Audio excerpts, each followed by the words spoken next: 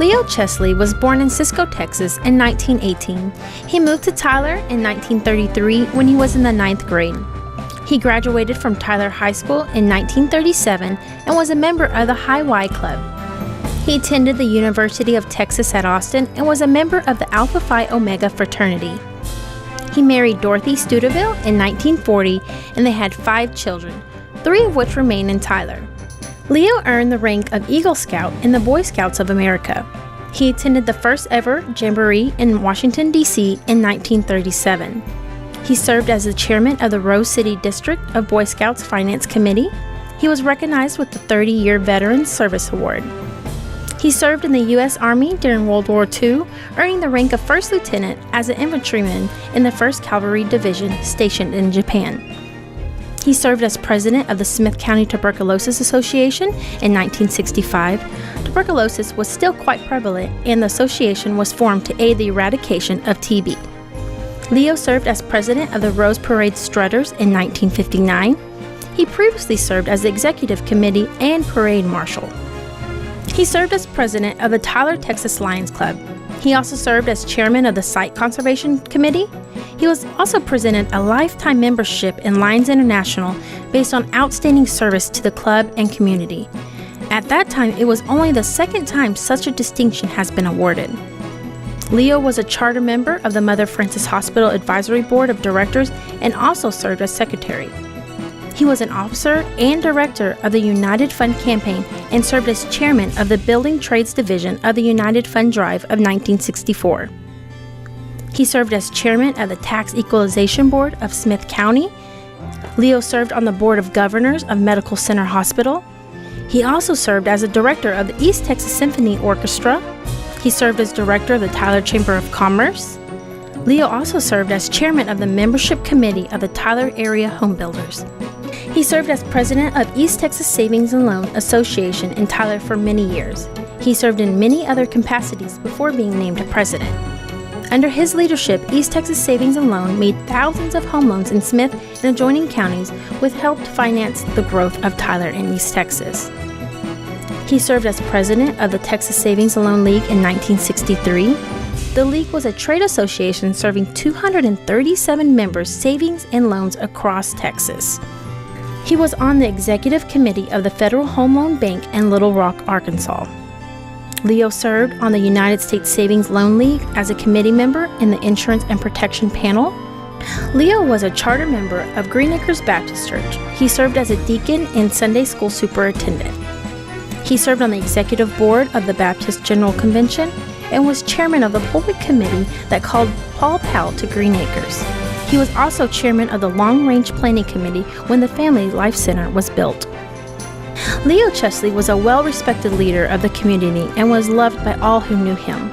He showed great courage and hope while dealing with ALS until it took his life at the age of 60 in 1979.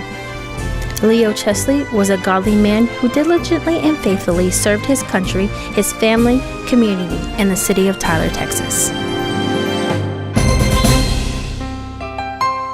My name is John Chesley, and I submitted this application to the Half Mile of History on behalf of my father, Leo Chesley. I am the middle child of his children, and on my right is my brother Craig, and this is my brother Roger. I'm Craig Chesley. I'm the 4th of 5 kids. My dad, Leo Chesley, was an inspiration to me. He raised us in the right way, taught us to do the right things. But he also had a comical side, and some of the things I remember the most. When I was a child, I was an amateur magician, and I had a lot of, I call them toys. For instance, exploding lipstick, and had a can of, looked like caramels or something. You open the lid, and a big old snake was sprung out of there.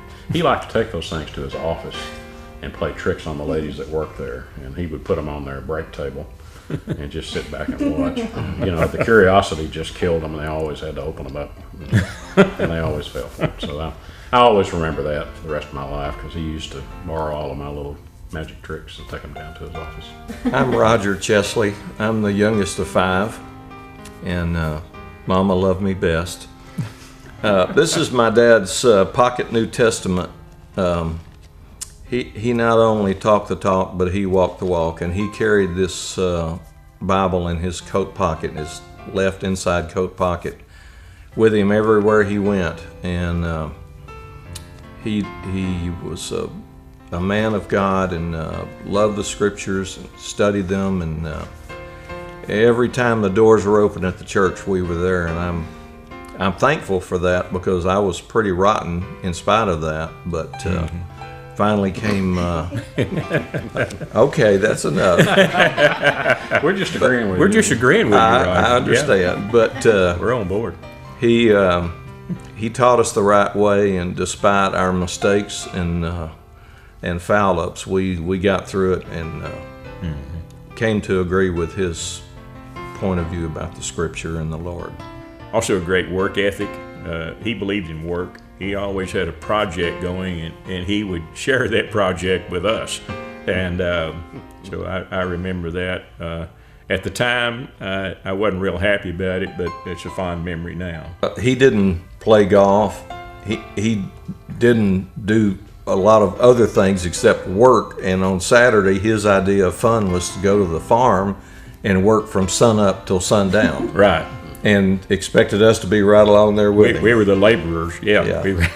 We know how to build a barbed wire fence. We know how to haul hay and feed the cows and mow the pasture, saddle the horses, and repair the fence. Repair the fences, and so we were weekend farmers and ranchers and city boys during the week. I can't tell you how many hundreds of people told me that when I came to appraise their home, they would say, "Well, your dad made me my first loan." And that's the biggest investment that most people make in their lifetime, and just the fact that he was part of that, it was really memorable for them, and you could tell the way they told you. And it might have been 10 or 20 years beforehand that had taken place, but they certainly remembered it. They also talked about what a nice guy he was. I remember one thing he told me, and it stuck with me. And as a young man, I was a smoker. And I was also just getting started in my career. I was through college and trying to build a career for myself, and he didn't like the fact that I smoked. Of course, he smoked at some point too, but he told me one time, he says, "It'll never help you." He didn't tell me that it would hurt me or that I need to quit. He just said it won't help you. I don't have time to tell you all the lessons that he taught me, but some were learned harder than others. But you were a slow learner, Roger. The night before I got married, he gave me some great marital advice. He told me to keep my mouth shut and my wallet full, and that I would have a happy marriage. The thing to me that's most significant about my dad would have to be his relationship with the Lord. He was like Roger said, he not only talked the talk, he walked the walk. He was for real, and he loved the Lord, and he taught us the same thing. And some of us took longer than others to wrap our arms around that. But anyway, that was to me the single most important thing about his life.